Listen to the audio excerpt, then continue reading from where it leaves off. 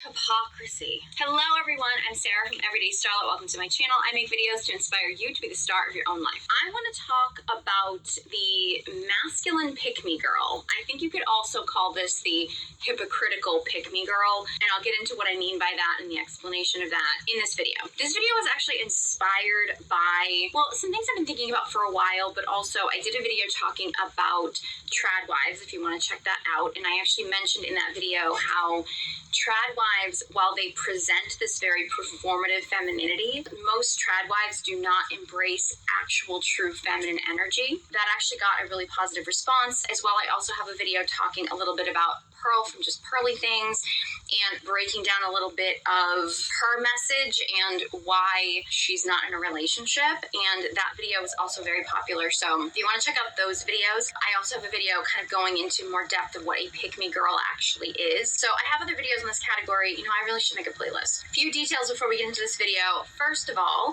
when I talk about a pick-me girl, by definition, I'm talking about a woman that is willing to compromise herself or other women out of a desperate need for male attention, male validation, or just to be in a relationship. That can come in many different forms, and I do think that we tend to have sort of a very stereotypical idea of like what a pick-me girl is. I think that it does come in a lot of different forms, and I think anytime a woman is actually willing to compromise herself, her integrity, her safety, or, you know, the integrity or safety of other women solely out of a desperate need for male attention, male validation, or to be in a relationship, I would consider that a pick-me girl. And it's not a healthy place to be in. It's actually very dangerous for the woman in particular and for women in general. And I have mentioned this before in other videos that the reality is that pick-me girls don't tend to get picked. Or if they do, they're not picked by quality men. They tend to attract men who are abusers, users,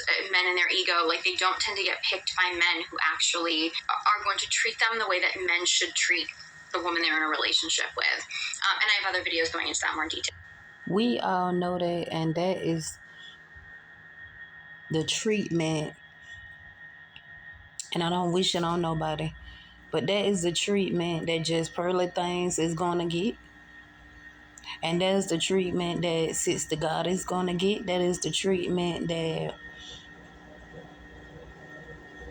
Crime Some Cure and others going to get. Even when it comes to the pygmies that's on TikTok, those are the type of treatments that those type of women are going to get if they keep doing what they doing, acting the way they be acting, not having no integrity or morals or any of that. I'ma hate it for them. Now, I've also mentioned this before in several other videos, but if you're new, just a little backstory. I consider myself a recovering pick-me girl.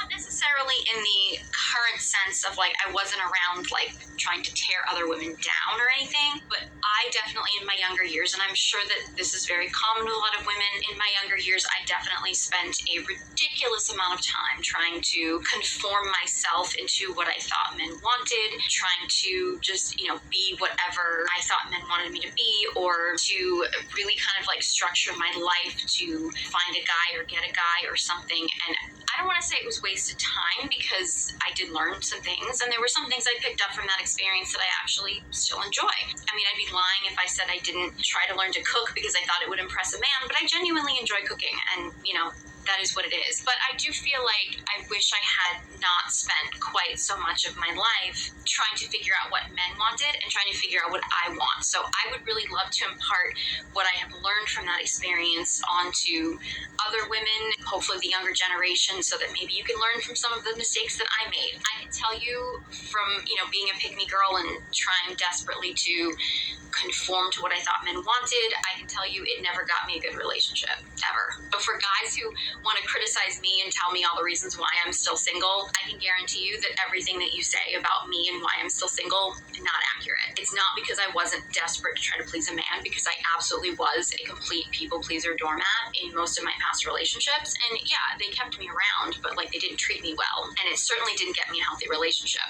I'm going off on a tangent here, but want to give a little explanation of like my background and where I'm coming from this video. I also want to mention I'm going to talk a little bit about masculine and feminine energies in this video. I actually just did a video recently about sort of the basics of masculine and feminine energies, and I have a lot of videos talking about masculine and the feminine in my content if you want to do more research about those energies. It's not a performative masculinity or a performative femininity that you would expect men or women to fit into. I'm talking about them energetically. So you can think about things like the yin and the yang or things like that. We all contain both energies, both masculine and feminine. However, we all have a core energy. That's the one that we're our best selves in. For most women, that will be feminine, and for most men, that will be masculine. It's not universal, but the majority of cases, that's the situation. But it is actually important for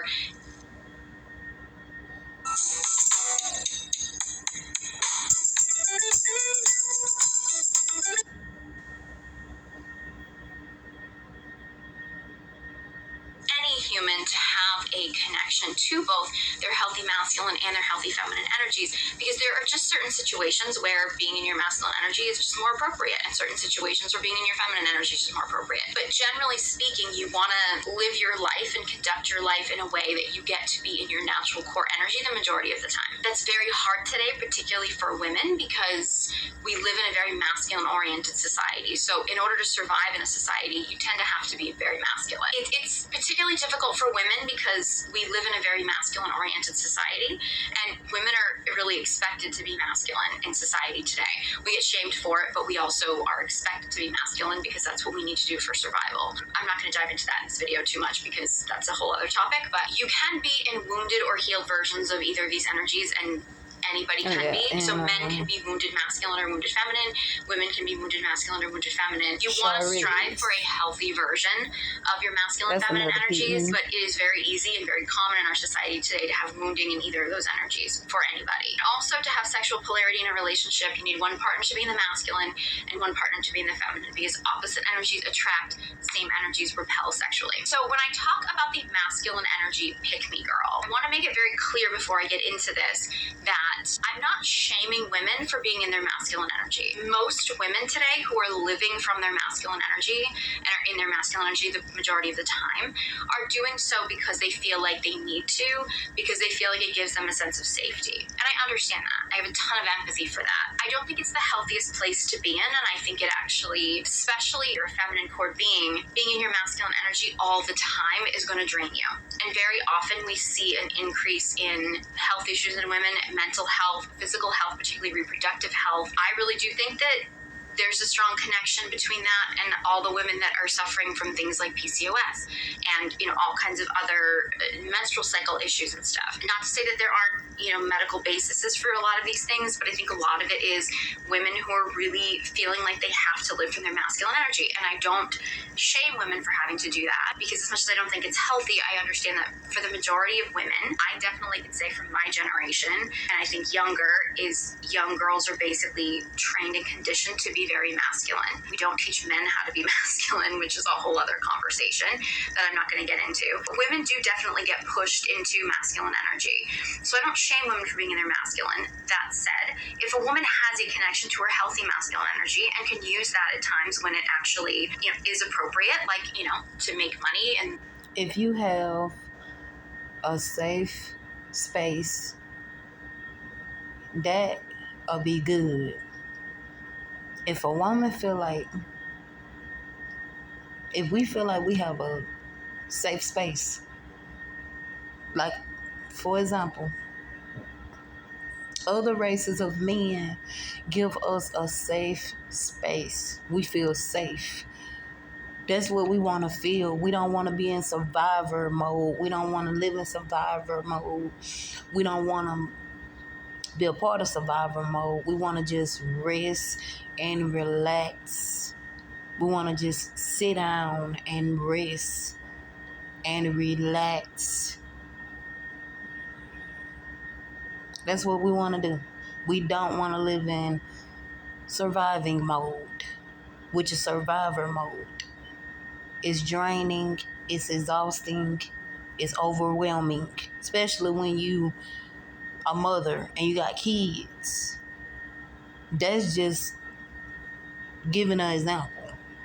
The work workspace or things like that. And that can be a good thing. I mean, it can be a positive thing. Women actually embodying a healthy masculine energy can be very beneficial. That said, it can kind of mess you up in romantic relationships, and I have other videos going into that. Also, too, wounded masculine energy tends to be very abusive. So if you're a woman and you're living from masculine energy, if it's a healthy masculine energy and it's benefiting you in your life, more power to you. When it starts to get wounded and it starts to become like outwardly abusive, that's usually when there's a problem. Wounded masculine energy in men is very dangerous. It's kind of what we would call toxic masculinity. When it shows up in women, it's not healthy. I don't think women don't tend to, when they get any wounded masculine energy, they don't tend to get as physically violent. Not that it doesn't happen, but it's more common in men, wounded masculine, toxic masculinity, for men to get physically violent. And I've talked about this in other videos, like violence to protect is different than violence to abuse. So I go into that in other videos, but I just want to make a distinction.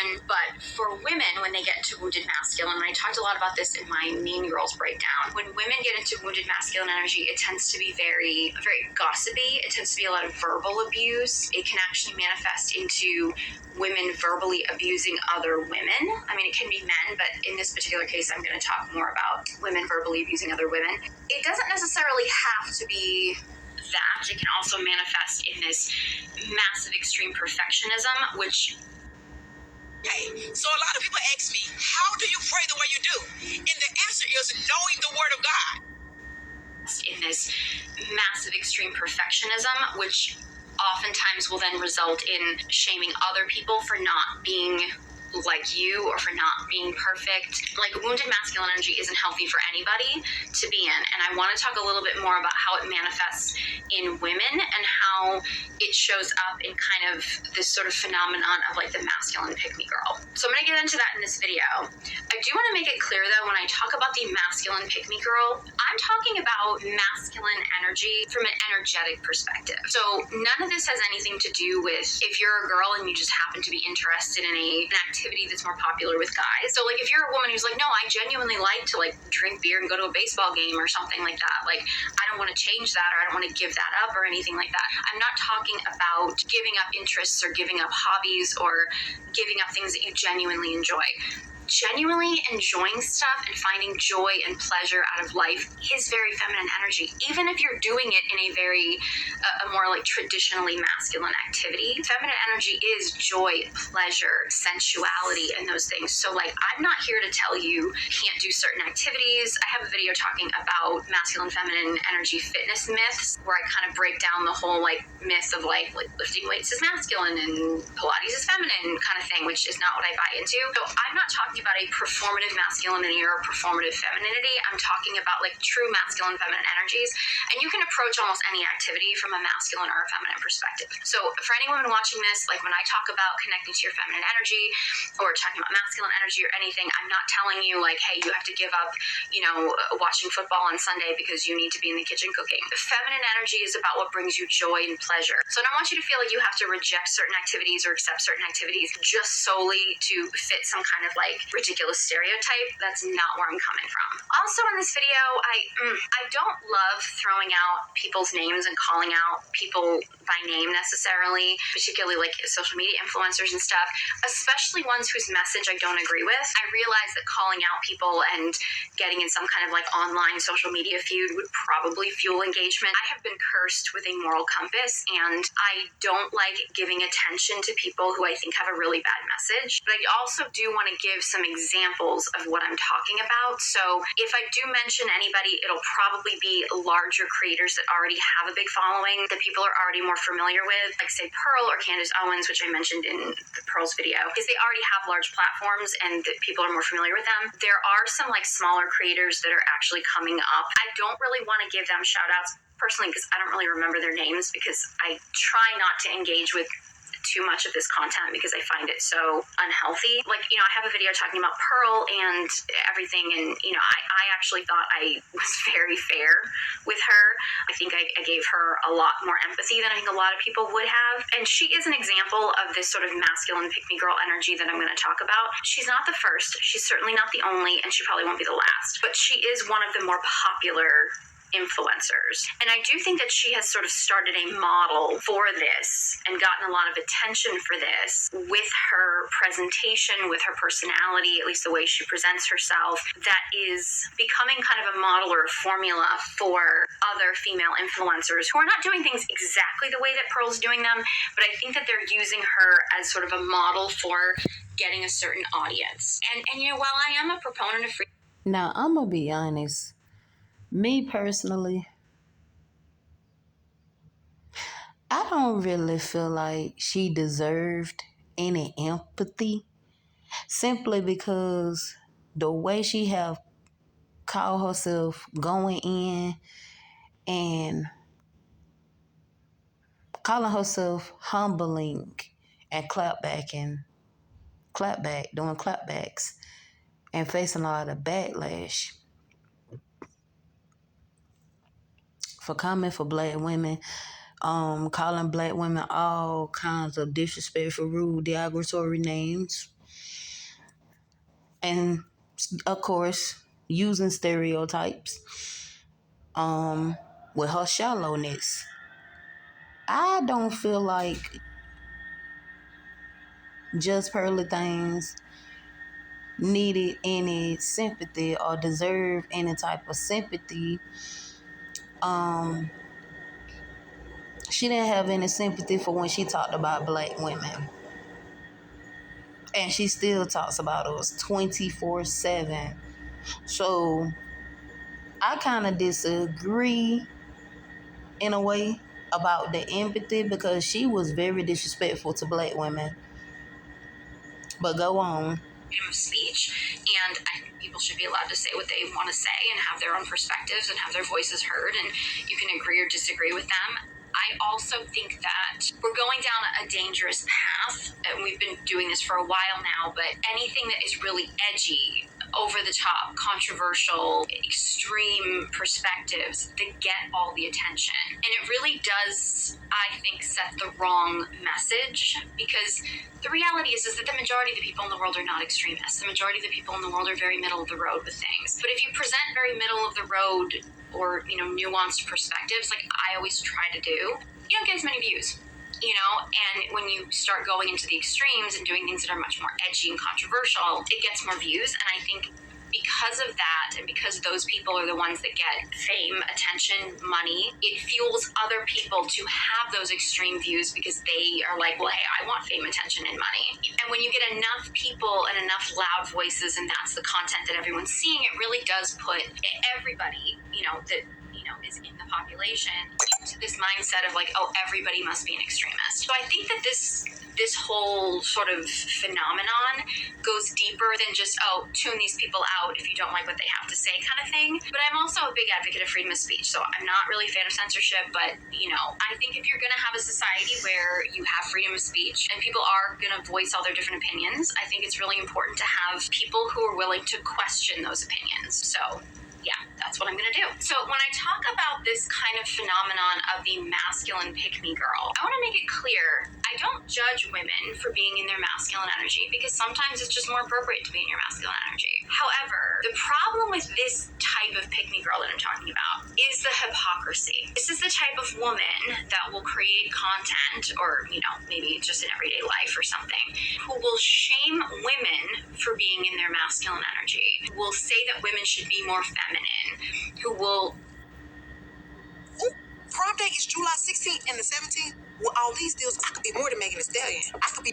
Their masculine energy, will say that women should be more feminine, who will criticize things like feminism, who will talk about, men being masculine and things like that, while these women are in their masculine energy. And they're very masculine, I would say very wounded masculine, very aggressive, very nasty oftentimes towards women as a way to shame women into being more feminine. So they're telling women to be more feminine while actively being very masculine about it. And my thing is, like, if you want to be in your masculine energy and you want to be a masculine woman, or you think that it's appropriate to be in your masculine energy while you're creating content or while you're doing your job or whatever, fine. But the fact that you are embodying very masculine energy as a woman who shame women into being more feminine is complete hypocrisy. That's the issue. I would say creators like Just Pearly Things, Candace Owens, they're two very popular examples of this. They're women who have shamed feminism, which I have a video talking about feminism and femininity. It's an older video. I could do an updated one if you guys want me to do a more updated video on this, but I don't really call myself a feminist particularly, but if I did identify with feminism, it would absolutely be first wave feminism. I'm definitely not a radical feminist by any means, and I find it funny that I actually, when I did my original video about feminism and femininity, it was a couple years ago, I think at this point, I said in the video that when I was talking about feminism, I was talking more about modern radical feminism because I kind of assumed that, like, anybody with a brain cell would be on board with sort of like the first wave feminism, and like we're not really having debates about whether or not women should vote because that's crazy. Fast forward to today, and we actually have women, men too, but we also have women who are sort of these like manosphere influencers who are actually questioning whether or not women should be allowed to vote. So I guess that tells you how many brain cells certain people have. But don't even get me started about female political commentators that bash feminism and women having the right to vote. I think that women should be absolutely allowed to be political commentators, and I think having women give commentary on politics, I think is great, because I think it's, women make up 50% of the population. We should have a voice. We should have a say in politics. I mean, if you choose to, you don't have to have public opinions about politics. That's your choice. But the irony of women giving political commentaries while also arguing for women not having the right to vote. I mean, that's insane. Just Pearly Things says this a lot with her commentary, where she'll literally bash women and say women shouldn't have an opinion, women are not smart, women are the problem with everything. Just Pearly Things say the things that she say, because I'ma just tell it like it is. Racist white women know that they can say anything, or they can do anything, and they can get away with it because you got Dusty Tyrones that will protect them in a way they will protect them. They wouldn't be able to protect them if it was to come to them getting their ASS beat, but they would protect them by attacking and ganging up on black women telling black women that Just Pearly Things is not lying. She's telling the truth. Why y'all mad about the truth? The truth hurts and stuff like that. She say the things she say. She have said the things she said, and she continue to say the things she say because she know that they is gonna protect her, and they gonna justify for her, and they gonna defend her. And they're gonna be her armor or whatever, or her security guards, or however you want to put it, because it's still Dusty's that like her, that support her, that show her moral support, that still follow her and watches her and still subscribe to her channel. She still got some Dusties that is crazy about her, even though she don't got a husband, she's not married, but she can speak on single people problem, single folks problems, single folks issues, like a lot of pick issues. So pretty much, yeah. Women shouldn't be taken seriously, and then she'll give a whole slew of opinions, and it's like, well, why should we listen to you? Because aren't you a woman? So this is the type of thing that I'm talking about. I mean, this can obviously happen on a smaller scale with women just in everyday life. I mean, I'm sure we've all met sort of a girl who engages in misogyny, who bashes other women or things like that, or is, shames women for doing things that aren't even really feminist anymore. They're just like normal human things, like voting or driving a car or having a bank account or something like that. And it's like, women shouldn't be allowed to do that stuff. And I mean, luckily, I don't think that mentality is very common nowadays. But I think when you get these major influencers who start saying these things, which I'm sure they're saying these things because they get attention, they get views, they're controversial, they're edgy. Pearl has been demonetized. Why would she care if she'd been demonetized if she wasn't allowed to have a bank account? It's women who see a lot of these commentators. Pearl isn't married and doesn't have kids at this point, but like there are a lot of other like female commentators that have podcasts and shows and things like that who are wives, who are mothers, and they bash women for prioritizing career over having a family when it's like, okay, but you're a working mom. Which is jealousy. When I see that, I call that jealousy. And they wish that they had the freedom that those women had. That is pure jealousy. In my personal opinion, is jealousy to attack other women because you secretly feel threatened and you feel intimidated by those things because you is being peer pressured 24/7 to be the perfect woman, the perfect sedity, shallow, unhappy, miserable, arrogant, selfish woman. You want other women to be like you. You give out bad advice and bad. I'm not even gonna say it. And I realize that a lot of these women are part-time working moms, and they're in a situation where they don't have to work full-time and raise a family. Also, misery love company. Understandable. Everybody's in their own individual situation, but I just find it ironic that women who become social media influencers, which is a job, I'm not somebody. I know a lot of people want to argue whether it's a real job. People want to argue about how difficult a job it is, or things like that, or whatever. And I'm not going to get into the complexities of that. But if you're getting paid to do it, it's a job. Especially some of these more high-profile influencers who have podcasts or have big platforms or things like that. A lot of them have staff and things like. You can't argue that's not a job. The fact that they'll create these platforms to shame women for working and having careers is really ironic. Again, you want to be a woman that has a career, and maybe you choose career over having a family. Your choice. Maybe you want to have a career and a family. If you can pull that off, your choice. Maybe you are choosing a family and choosing not to have a career. Your choice. I have a problem with a woman who is making a career out of shaming women for choosing to have a career. I don't understand. Maybe I'm too logical, which is my masculine energy for sure. I don't understand how people can justify that in their head. I just can't. I just don't understand that at all. And look, when I talk about masculine and feminine energies, right? So when I come here and I create content, I can't fully be in my feminine energy. I definitely get into my feminine energy sometimes. When I go off on tangents and I start going whatever, because I tell people when I start talking from my feminine energy, I have a destination, but you're going to have to take the scenic route to get there. I rarely go from point A to point B. Masculine energy is from point A to point B. That's what it is.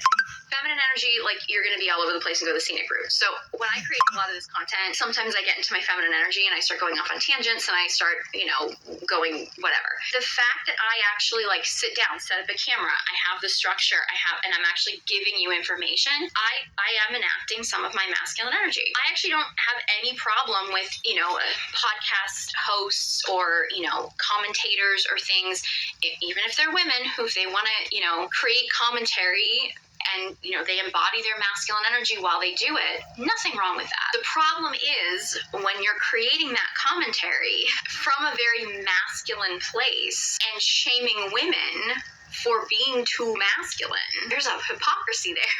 And I can't believe that some of these women don't see it. Like, I feel like they have to see it. Now, that said, shaming and bashing women is not like healthy masculine energy. Healthy masculine energy would simply be giving a statistic or giving a piece of information or even giving an opinion or something and being very direct about it. That would be masculine energy. And that's not wrong, not bad. Many times that's necessary in life. The shaming and bashing of other people, that kind of thing, the slinging insults and those kind of things, that's very wounded masculine. And that's what a lot of these women are doing. They're in very wounded masculine energy, that aggression. I would even go so far as, and this can be healthy or unhealthy, debating, very masculine. Because competition is masculine. If you are competing with somebody, you're in your masculine energy. Now, not right or wrong, there are times when it is perfectly acceptable to be in some kind of a competition. You know, hopefully a healthy competition with somebody else. If you are in a debate, I mean, there are times when debates are absolutely important and necessary. There are times when competition is healthy. However, competition is masculine. Feminine energy is not competitive. I don't mean women aren't competitive, but when a woman is being competitive, she's in her masculine energy. Feminine energy is about community, connection, sisterhood. So if you are going on social media,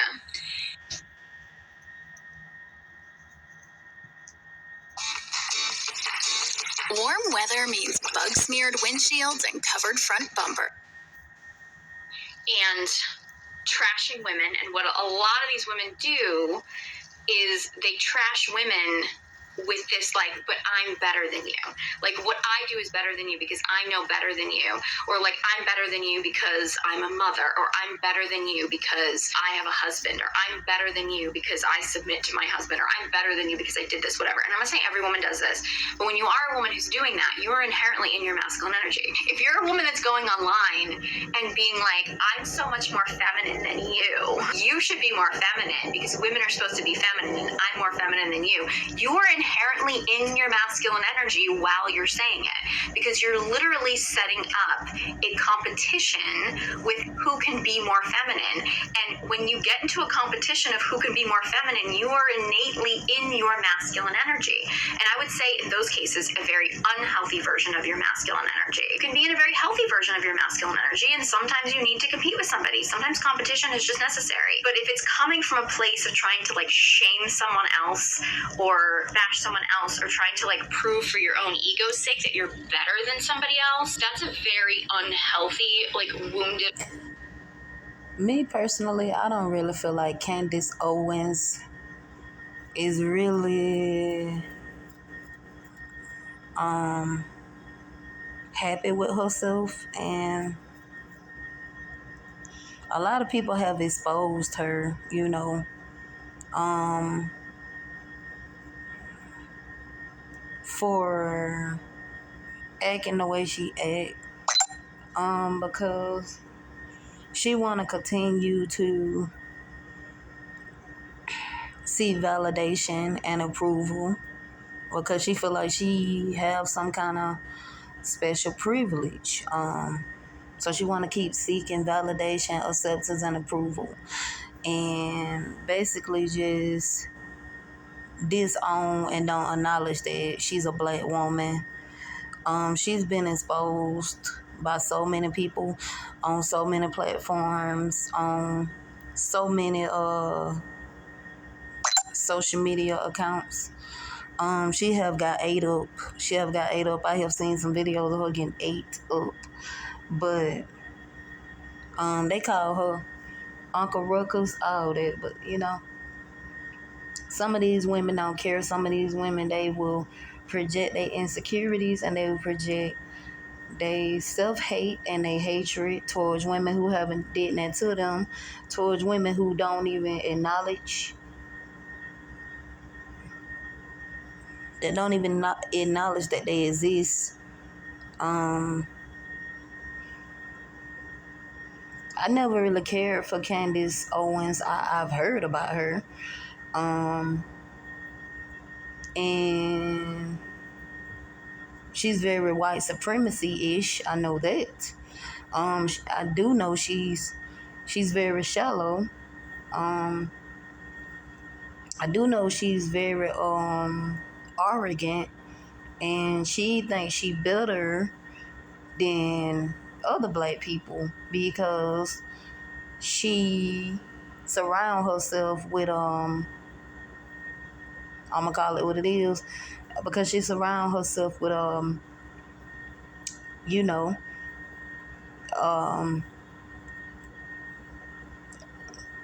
Caucasian people. She feel like that she is better than her own people. She look down on them. She's very arrogant. She's very judgmental. Um, she's very shallow and sedity. And one day she's gonna be humbled and she's gonna be off her high horse one day. But she's very shallow. She's on her high horse. She's very arrogant and sedity and shallow. That's something I did notice about her, and how she talk about black women in the black community.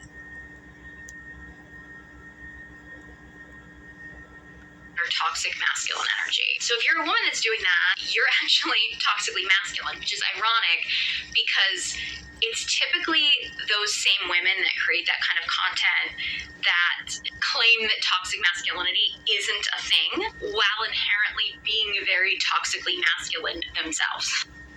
Because things like toxic masculinity, what that really is it's like an ego version of masculinity. It's a false sense of masculinity. It's basically trying to present yourself as being more powerful just from a place of ego. Women can do that as well as men can do that. There are a lot of men who do that, but there's also a lot of women who do that. And I would say a lot of these sort of, I would call them masculine pick-me girls, many of them claim that toxic masculinity isn't a thing while inherently being very toxically masculine themselves as women. It's also interesting too, and I kind of mentioned like in the Trad Wives video that I made, which again, I don't bash women who choose to be a trad wife or anything like that. But a lot of it, again, tends to be very performative femininity. And one thing I'm seeing with, like, I think some smaller influencers is you'll find women who will have a very masculine presentation, and not a healthy masculine, but a very, like, wounded masculine of being very competitive, like having this, like, ego aggression or things like that, which is actually a very unhealthy masculine presentation. But they'll put themselves in, like, a pretty dress or apron, and they'll be, like, cooking in their kitchen. It's like, look how feminine I am. I'm so much more feminine than you. And it's like, you inherently are masculine by doing that. Like, your energy is masculine by aggressively trying to prove your feminine energy, to prove that you're, like, better than women that aren't doing what you're doing. Like, that is inherently masculine in its presentation, while trying to pretend as if you are more feminine than any other woman. The hypocrisy and the irony of the whole thing is kind of overwhelming. And I also noticed there's a similar variation to that too, of the woman who presents herself in a very sexual way, but then shames women for doing things like OnlyFans or for posting like sexy photos of themselves. It's women who are like male advocates that will post pictures of themselves in like very sexualized outfits for attention on their content, and then they shame women for posting like sexy photos or bikini photos or things like that for attention on their content, or who make OnlyFans or things like that. It's just sort of like, wait a second. So it's okay for you to post sexualized content as long as you're calling yourself a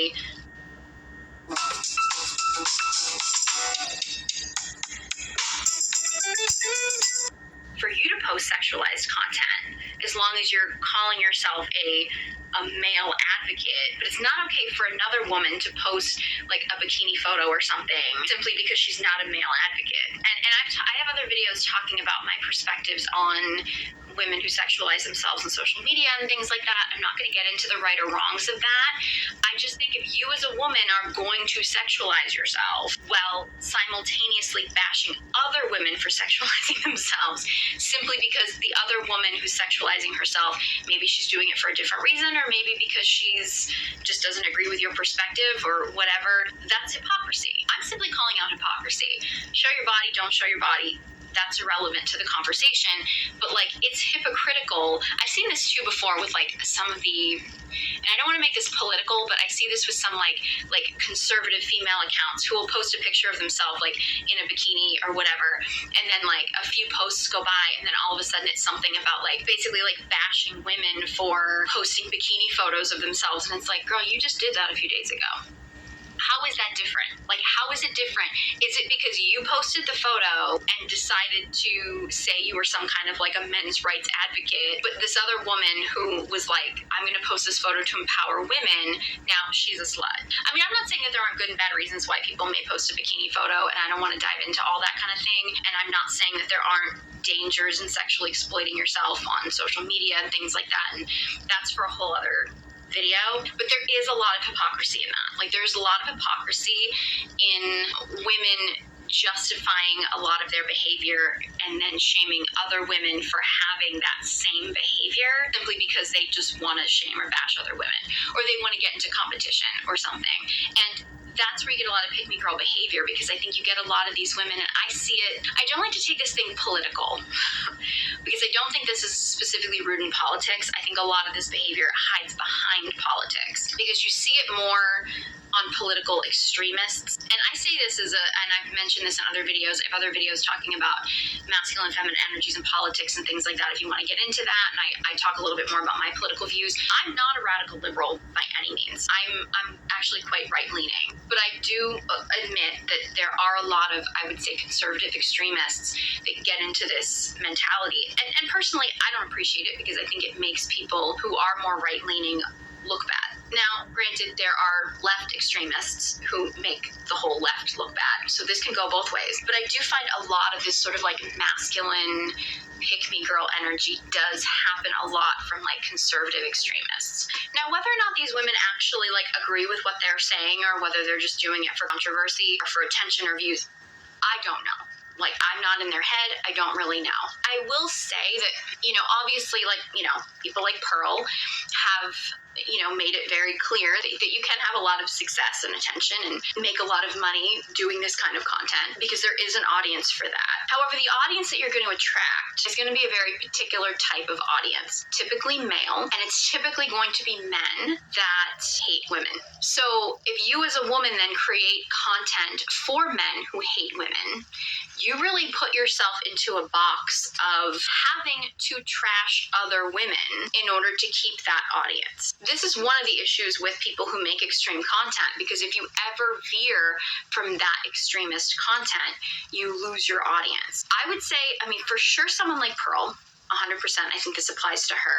I think this probably applies to some other people. Like, in, say, like a Pearl situation, if she ever even hinted at all that she was in support of women in any way, she would lose her whole audience. And I don't think she's the only person in this situation, but there definitely is, I'd say, a category of female influencer that does fall into this category of the masculine pick-me girl that has to keep her perspectives and her views so anti-woman, because if she ever hinted at all that she supported women or a woman or anything in any way, she would lose her audience, because her audience is men who have a deep hatred of women, probably from issues with their mother or learned behavior from a father figure or something. Like, these are like deep-seated issues that these men have. So what happens when you have a platform with these kind of extreme views like this? It puts you in a box. Like, you pretty much have to maintain this extremist view, and in these particular cases of these masculine pick-me. And that's another way how those women make their money too, and they don't want to mess up their money. I have said that it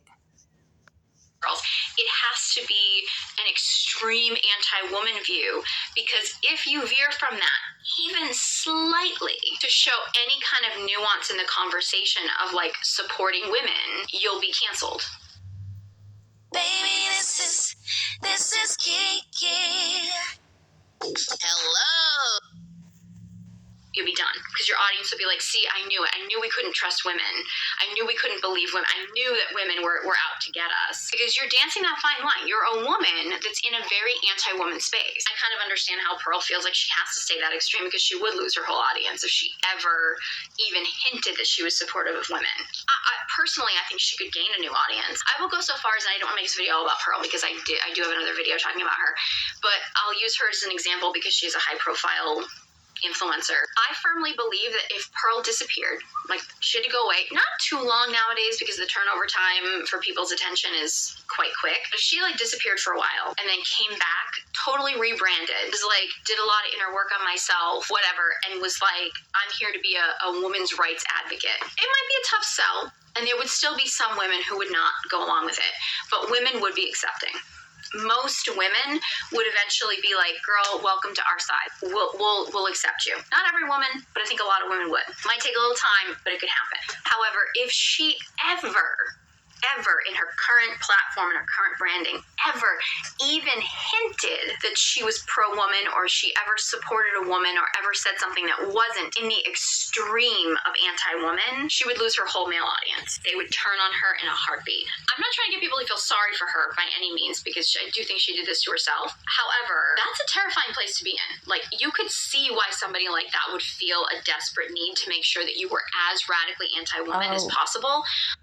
All Pete Mitchells are in that category. It ain't, yes, just Pearly things. I've been hearing about her getting, demonetized, have been demonetized and all that. But I don't think, it's going to be long before these other Pete Mitchells, they get demonetized also. Sister Goddess, Crime Son Cure, and all the rest of them. I'm just sitting back and I'm just waiting for the rest of them to get demonetized because it's coming. Because eventually they get tired of all that pressure being on them, all the pressure that the Tyrones put on them to be perfect, the pressure to be perfect.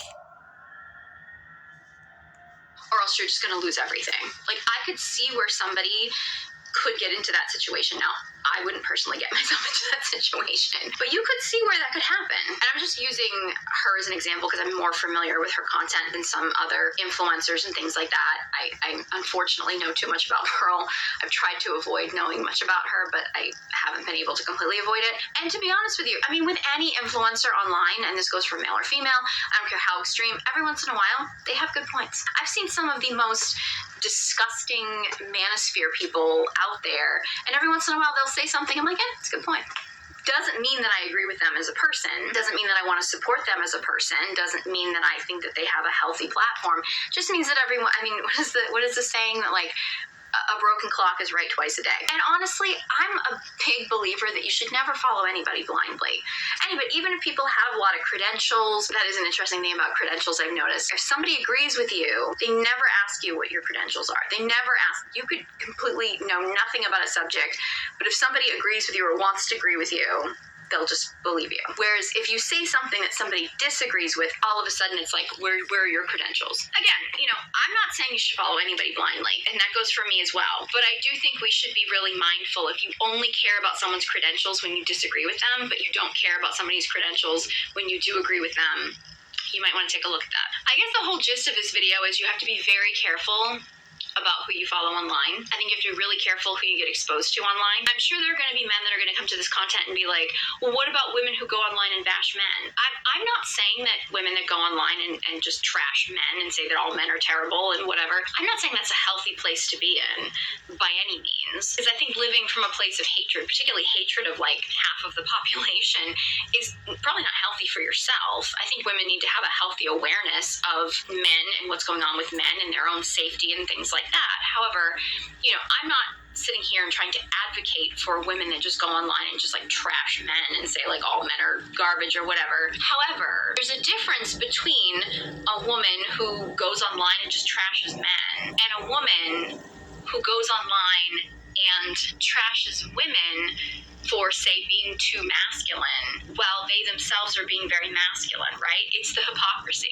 I don't even have a problem with a woman being very masculine.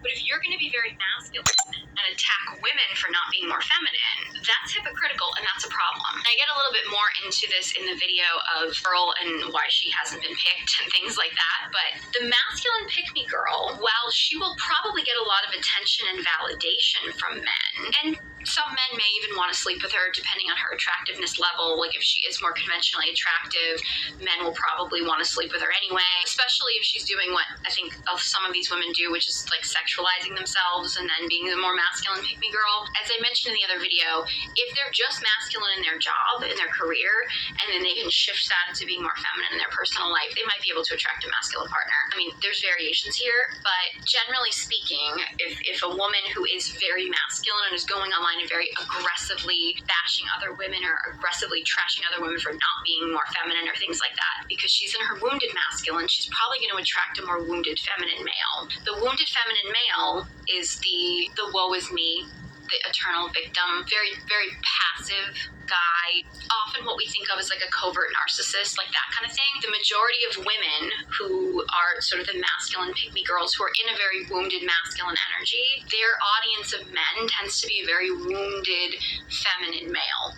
A male who's just sunk into victimhood, doesn't know how to get out of his own way, probably has a lot of addiction issues, very passive, like that kind of a man. That's the audience. So that's the kind of man that this woman is going to attract into her life, whether it be her social media platform or whether it be in her personal life. And I do think it is possible for women to embody more masculine energy in their workspace and then come home and embody more of a feminine energy in their personal life. However, if you have a lot of wounded masculine energy in any area of your life, that shift is going to be a lot more complicated because that energy is coming from wounding. Like when you have wounding in some area of your life, it's going to make any area of your life being really like healthy and well adjusted a lot trickier. So the point of this video is not to get into the shame or blame or anything like that. If you see some of yourself in this video, I don't want you to, start shaming yourself or anything like that.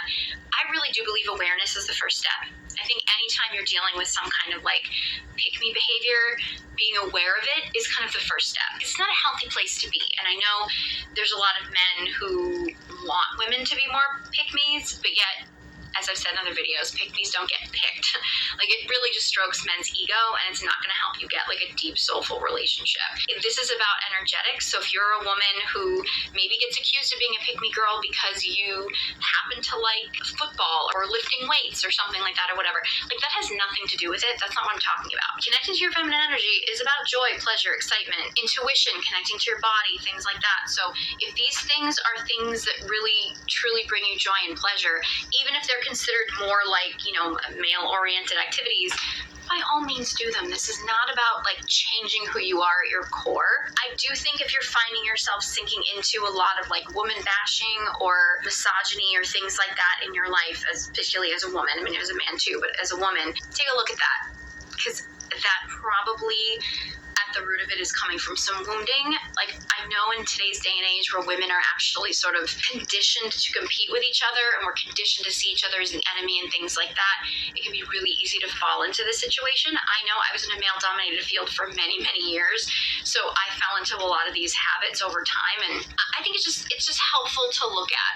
Probably a lot of these things are, patterns or things that you fell into because, at the time they felt safe for you. At the time they maybe felt like the right thing to do. And as you learn and you grow, you can become more aware of these things. And living in a state of bashing women, competing with women, trying to tear other women down just to get male attention or male validation is not a healthy way to live. Because I gotta be honest with you, if you keep doing that, you're not gonna get yourself a good guy. You're gonna get yourself an asshole. Like that's unfortunately because it's asshole men that are attracted to women who love to bash other women, because you end up with men who have a deep hatred of women. I've known a lot of those guys. They're not relationship material. I can tell you that. So yeah, I'm not here to like bash or shame. I want to point out hypocrisy. I want to point out places where I think we're being misled. I have a lot of requests for videos about the hypocrisy of the manosphere, which I'm going to work on, but there's so many of them. It just gets so difficult. So I thought I would start with some of the hypocrisy in some of the women that support the manosphere. I mean, I think, you look at women that actually support Andrew Tate. that'll tell you the women that you gotta watch out for. If you as a woman are out there supporting a man who there is a huge amount of evidence is actually a human trafficker, while a lot of these people would fight human trafficking if it was in somebody that they didn't support, again, that's where you get into hypocrisy. So anyway, a lot of tangents here. If you enjoyed this video and found it helpful, please give it a big thumbs up. Be sure you subscribe to my channel. You know, any engagement on this video, just it helps boost it in the algorithm, gets more people's eyes on it. So, you know, if you have any comments or thoughts on this video or any other video suggestions, let me know. Leave a comment in the comment section below. I'd love to hear from you, and I love your video suggestions. If you would like to heal your feminine energy, a great way